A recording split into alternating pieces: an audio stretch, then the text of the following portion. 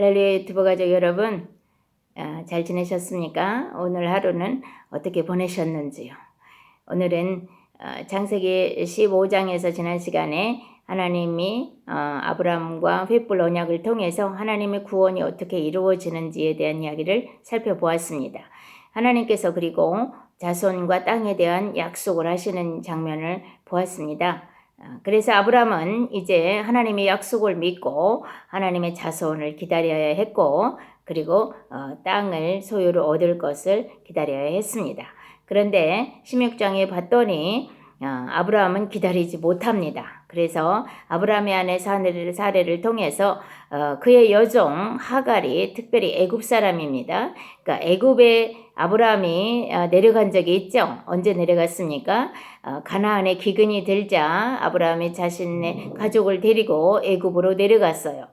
그런데 자기 아내 사레가 너무 예쁘니까 그 아내 때문에 자기의 생명이 위태로울 것 같아서 오라비라 얘기를 해라 그래가지고 바로에게 자기 아내를 빼앗기죠. 그런데 하나님이 개입을 하셔서 다시 사례를 돌려받게 되고, 그로 말미암아 많은 가축과 재물들을 가지고 올 뿐만 아니라 그때 이 여종도 데리고 올 수 있었습니다. 그러니까 사실은 이 여종이나 무슨 재물을 바라봤을 때 아브라함은 부끄러움을 느꼈어요. 그리고 자기 아내에 대한 미안함, 그것이 계속 있었겠죠.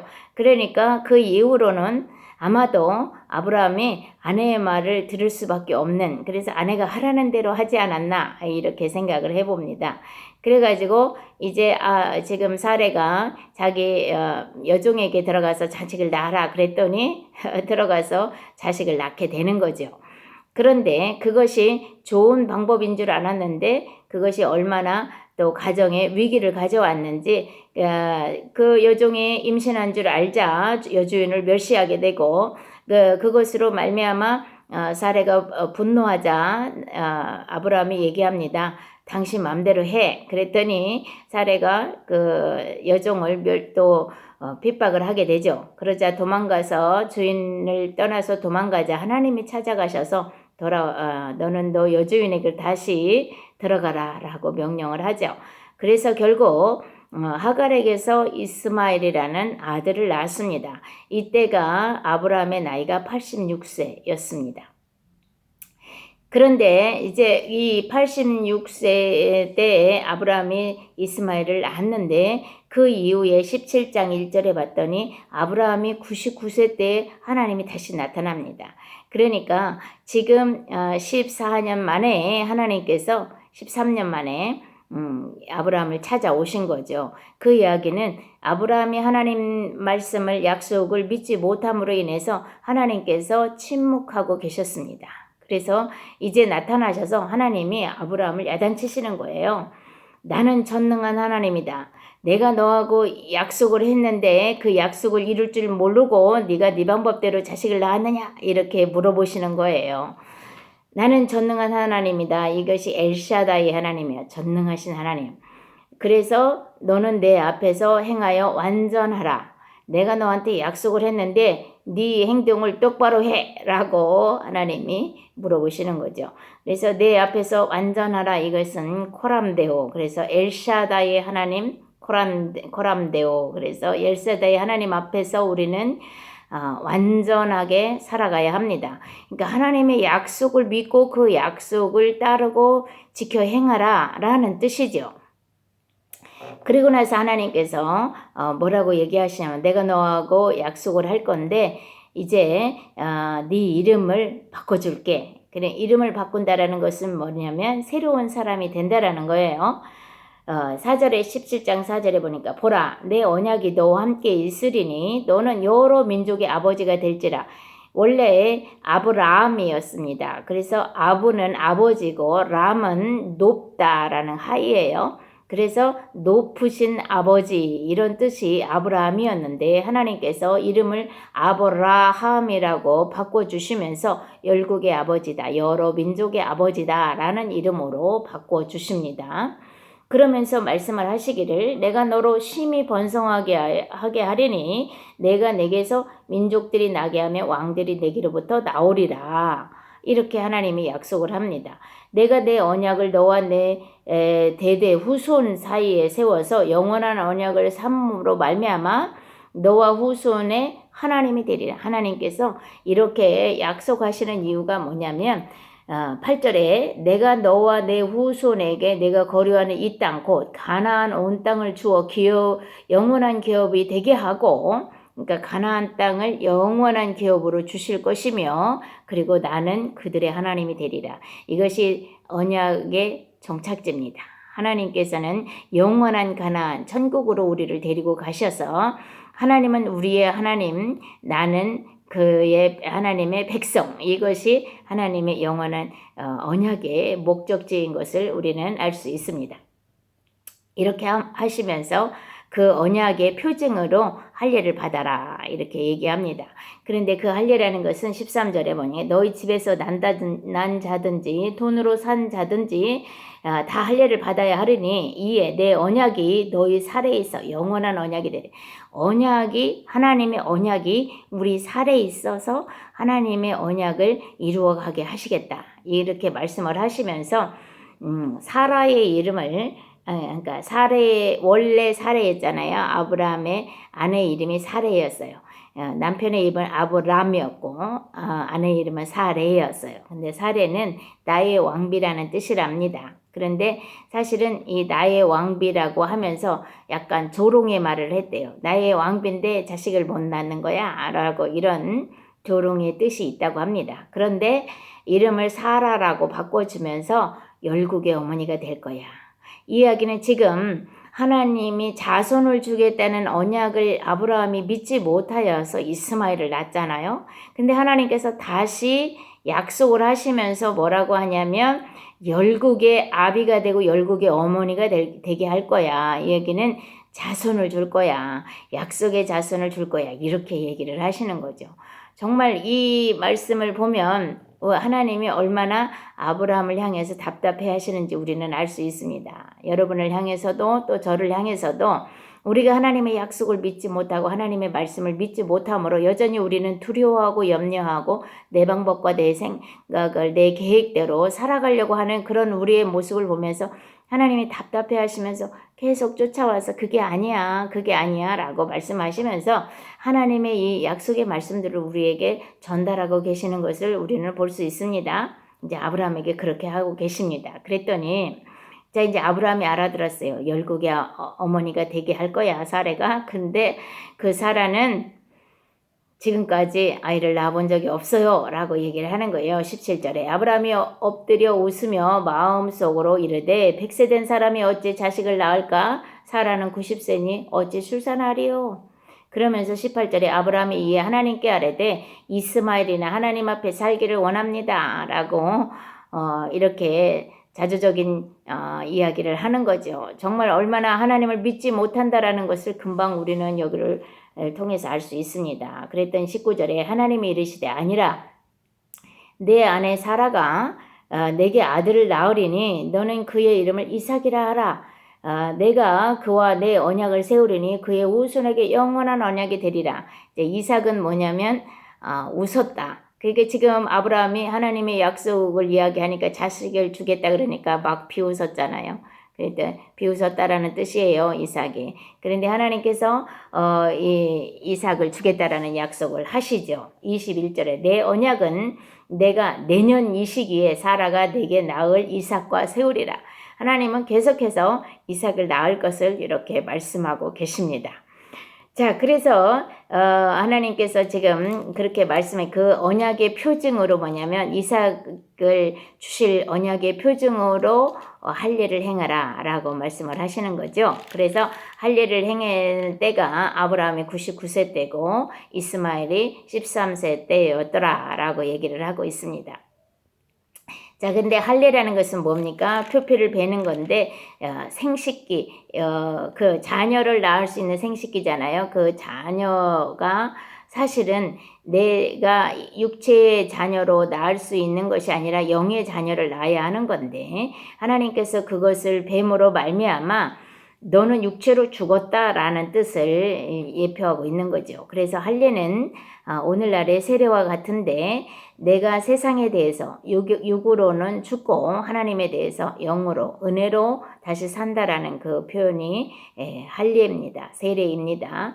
그런데 이 할례 언약은 골로새서 2장 11절 12절에 보면은 결국에는 무엇을 예표하냐면 그리스도의 할례. 그리스도의 할례가 뭐예요? 예수 그리스도께서 십자가의 죽으심이 그리스도의 할례입니다. 그래서 십자가의 죽으심을 예표하는 것입니다. 그래서 우리에게 하나님이 언약을 하셔서 하나님의 그 자손을 주지만 사실은 이 언약은 하나님이 일방적으로 그 대신해서, 그러니까 지난 창세기 15장에서도 횃불 언약을 통해서 아브라함이 약속을 못 지킬 거니까 아브라함이 죽어야 하는데 하나님이 혼자서 그 재물을 지나가심으로 하나님이 쪼개져서 죽으심으로 약속을 이루어 주실 것을 말씀하셨잖아요. 그와 같이 이 할례 언약도 똑같습니다. 하나님께서 예수께서 죽으심으로 이 너와 세운 언약을 완성할 거야 라고 하나님이 지금 아브라함에게 하시는 거죠. 그런데 우리는 이 약속이 뭔지를 잘 모르고 있습니다. 그래서 이제 또 다시 하나님께서 정확하게 확실하게 말씀하시느라고 18장에 여호와께서 아므레 상수리 나무들이 있는 곳에서 아브라함에게 나타나셨다 그랬습니다. 근데 하나님이 나타나셨는데 아브라함에게는 사람으로 보였죠. 2절에 보니까 사람 셋이 맞은편에 있더라 그랬어요. 그래서 달려가서 영접해서 송아지 고기를 요리해서 대접해 드렸더니 거기서 이제 하나님이 9절에 보니까 그들이 아브라함에게 이르되 내 아내 사라가 어디 있느냐 대답하되 장막에 있나이다. 그랬더니 그가 이르되 내년 이맘때 내가 반드시 내게로 돌아오리니 내 아내 사라에게 아들이 있으리라 하시니 사라가 그 뒤 장막문에서 들었더라. 아브라함과 사라는 나이가 많아 늙었고 사라에게는 여성의 생리가 끊어졌는지라. 사라가 속으로 웃고 이르되 내가 노쇠하였고 내 주인도 늙었으니 내게 무슨 즐거움이 있으리요. 여호와께서 아브라함에게 이르시되 사라가 왜 웃으며 이르기를 내가 늙었거늘 어떻게 아들을 낳으리요 하느냐. 여호와께 능치 못한 일이 있겠느냐. 기한이 이를 때에 내가 내게로 돌아오니 사라에게 아들이 있으리라. 지금 사라도 아브라함처럼 똑같이 하나님의 약속을 믿지 못함으로 웃잖아요. 그래서 비웃는 거예요. 이것은 웃는 것이 그냥 웃는 게 아니라 어처구니 없어서 웃잖아요. 비웃는 것. 비웃었다라는 뜻으로 이삭의 이름이 지어집니다. 그래서 하나님께서 이렇게 아브라함에게도 나타나셨고 또 사라에게도 말씀하셨는데 둘 다 이렇게 믿지 못함으로 인해서 하나님을 비웃지만 그러나 하나님께서는 이 약속을 지키신다. 그러니까 결국 우리가 뭘 믿어서 우리가 믿음으로 뭔가를 해서 하나님이 우리를 구원하시는 것이 아니고 구원은 전적으로 하나님의 은혜로 우리에게 주어지는 것을, 그러니까 이 약속을 우리가 지켜서 하나님이 약속을 이루어 주시는 것이 아니고 하나님이 스스로 죽으심으로 이 약속을 지켜내시겠다라는 그런 징표죠. 자, 그리고 아브라함을 이제 16절에 보세요. 18장 16절에 그 사람들이 거기서 일어나서 소돔으로 향하고 아브라함은 그들을 전송하러 함께 나가니라. 여호와께서 이르시되 내가 하려는 것을 아브라함에게 숨기겠느냐? 아브라함은 강대한 나라가 되고 천하 만민은 그로 말미암아 복을 받게 될 것이 아니냐. 하나님이 일방적으로 또 아브라함에게 축복의 말씀을 하고 계십니다. 그러면서 19절에 내가 그로 그 자식과 권속에게 명하여 여호와의 도를 지켜 의와 공도를 행하게 하려고 그를 택하였나니. 그러니 여기서 하나님께서 아브라함을 선택하신 이유에 대한 이야기를 하고 계시는 것입니다. 아브라함을 선택하셔서 아브라함과 아브라함의 후손들 모두가 하나님의 의와 공도를 지켜 행하게 하려고 하나님께서 아브라함을 선택했다. 이것은 에베소서 1장 3절부터 6절의 말씀과 같습니다. 하나님께서 우리를 선택하신, 창세전에 우리를 선택하신 목적이 뭐냐? 우리를 거룩하고 흠없는 하나님의 자녀 삼기 위해서 우리를 선택했다 하시는 말씀입니다. 하나님이 거룩한 백성 만들려고, 하나님의 의와 공도를 지키는 하나님의 거룩한 백성을 만들려고 아브라함을 선택했고 그 이후에 하나님의 백성들을 선택해서 하나님의 자손들을 만들어내신다라는 것입니다. 그리고 나서 하나님께서 20절에 여호와께서 또 이르시되 소돔과 고모라에 대한 부르짖음이 크고 그 죄악이 심히 무거우니 이제 내가 내려가서 그 모든 행한 것이 과연 내게 들린 부르짖음과 같은지 그렇지 않은지 내가 보고 알려하노라.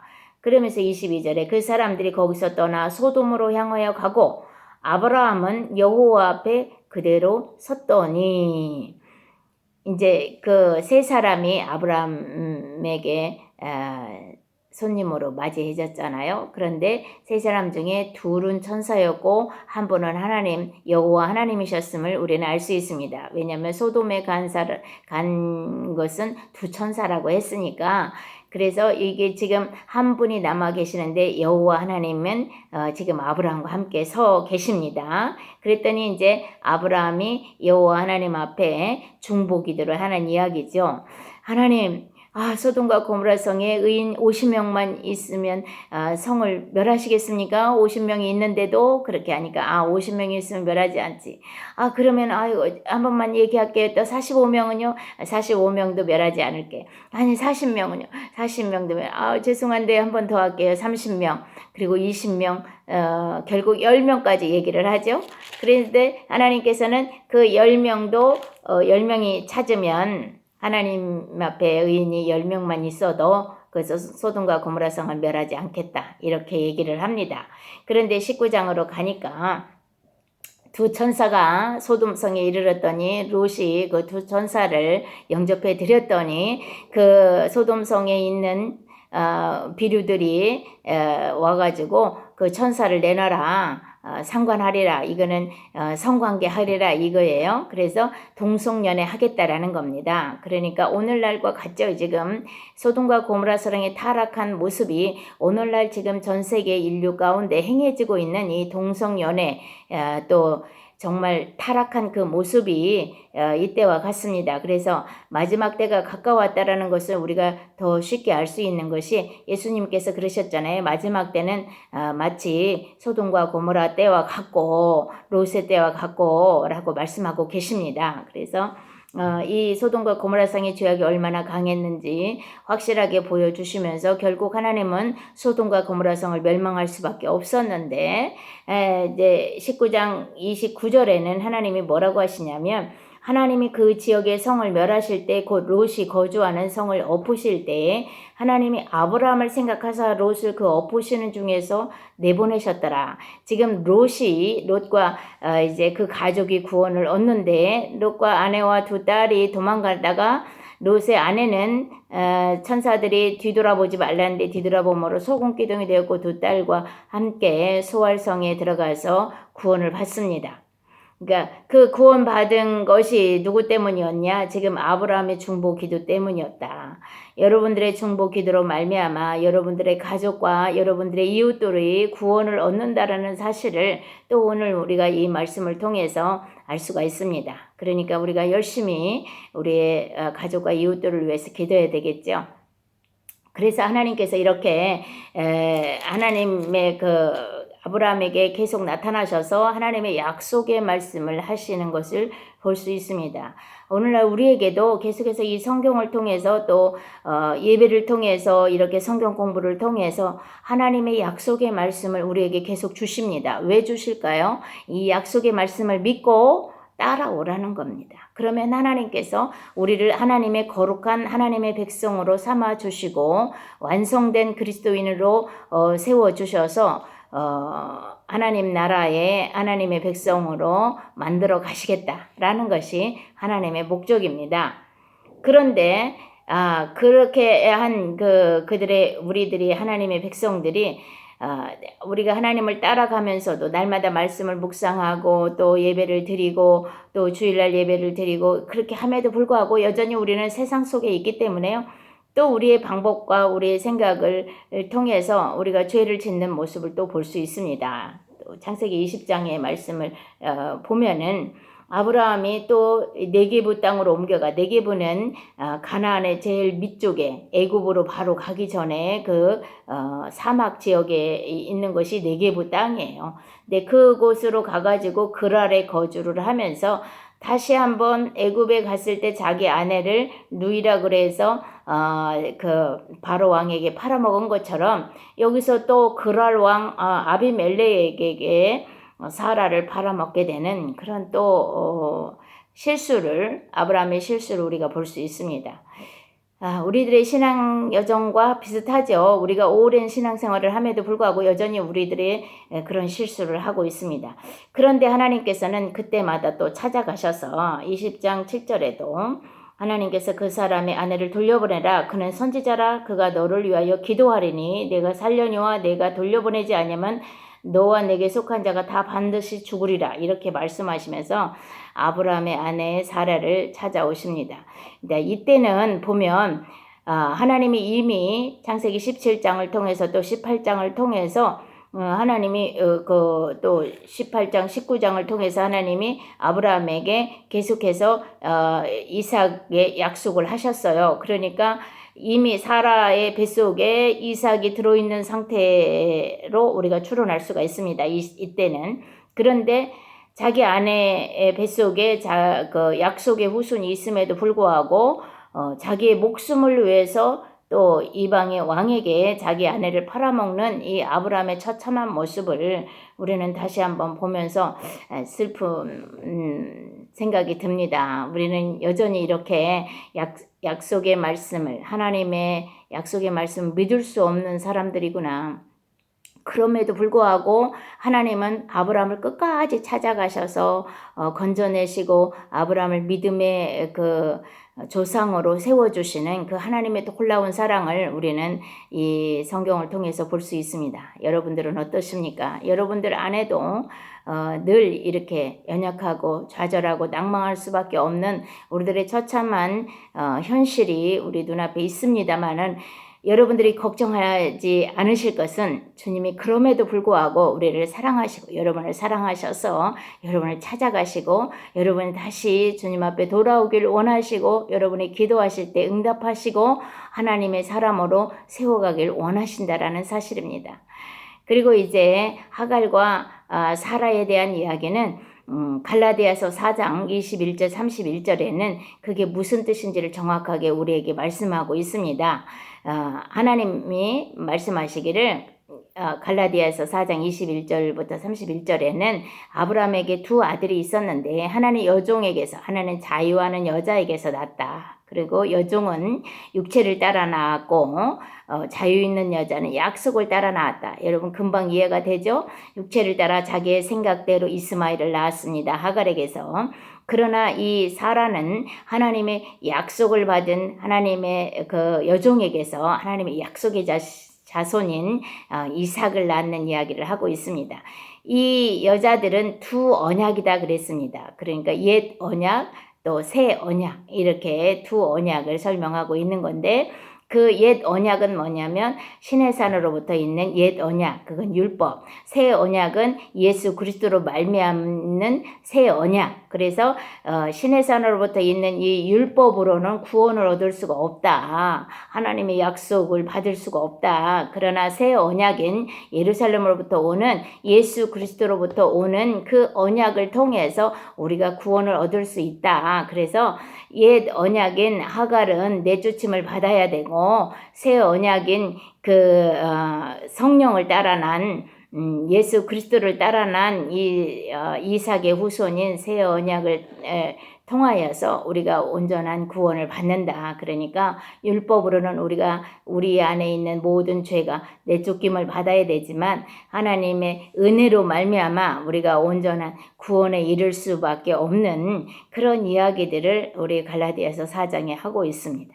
여러분들이 성경을 잘 읽어보시면 하나님의 그 놀라운 섭리를 이해할 수가 있을 것입니다.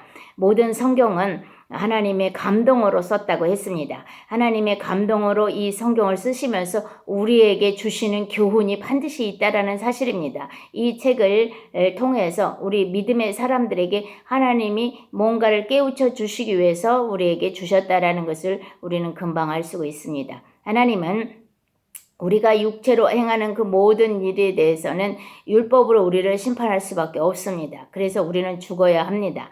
그런데 하나님의 은혜인 그리스도 예수가 그 율법으로 우리 죽어야 되는 우리 죄를 대신해서 죽어 주심으로 말미암아 우리는 자유한 하나님의 백성이 되었고 하나님의 은혜로 말미암아 구원받은 그래서 자유로운 삶이 우리에게 주어지게 되는 것입니다. 그래서 우리는 오늘도 기쁨으로 감사함으로 살아갈 수 있습니다. 여전히 우리는 부족하고 연약하지만 하나님의 은혜로 말미암아 이렇게 우리가 자유롭고 즐겁고 행복하게 살아갈 수 있는 그런 은혜가 됐다라는 것에 얼마나 감사한지 여러분들은 오늘 어떤 모습으로 살아오셨든지 다시 한번 예수 그리스도의 그 은혜로 말미암아 우리가 자유한 자가 되었고 우리는 반드시 승리한 자가 됐다라는 사실을 기억하면서 오늘 기쁨과 감사함으로 기도하고 행복한 시간을 보내시기를 간절히 축복하겠습니다. 기도하겠습니다. 하나님 감사합니다. 그렇습니다.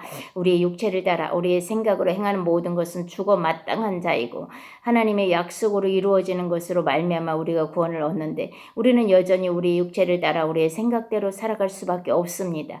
그럼에도 불구하고 그 모든 죄 가운데 있는 것들을 예수 그리스도께서 죽어 주심으로 말미암아 하나님의 그 약속을 통해서 우리에게 구원의 은총을 주셨음을 감사를 드립니다. 우리가 아브라함처럼 여전히 하나님 앞에 배반하는 자요 하나님의 뜻을 거스르는 자요 우리가 정말 하나님 보시기에 합당하지 않는 그렇게 하나님 앞에 심판받아야 마땅한 자이지만 그럼에도 불구하고 우리를 하나님의 거룩한 백성 삼으시기 위해서 끝까지 쫓아오시고 함께 하시면서 우리를 훈련하시고 우리를 성숙시켜 주시면서 하나님의 백성 삼으시는 그 하나님의 은혜에 감격하고 감사를 드립니다. 이 말씀을 함께 들은 우리 사랑하는 성도들과 부족한 종이 날마다 말씀을 묵상하면서 우리가 우리 자신의 그 죄성을 다 쳐서 복종시키며 하나님의 말씀을 따라 순종하며 나아가는 거룩하고 흠없는 하나님의 자녀가 될 수 있도록 우리를 이끌어 주시길 기대하고 성령 하나님께서 날마다 우리의 삶의 주인 되셔서 우리의 삶을 하나님이 원하시는 하나님이 기뻐하시는 삶으로 이끌어 주시길 소원하고 감사하며 예수님의 이름으로 간절히 기도했습니다. 아멘. 할렐루야. 또 만나겠습니다. 평안하세요.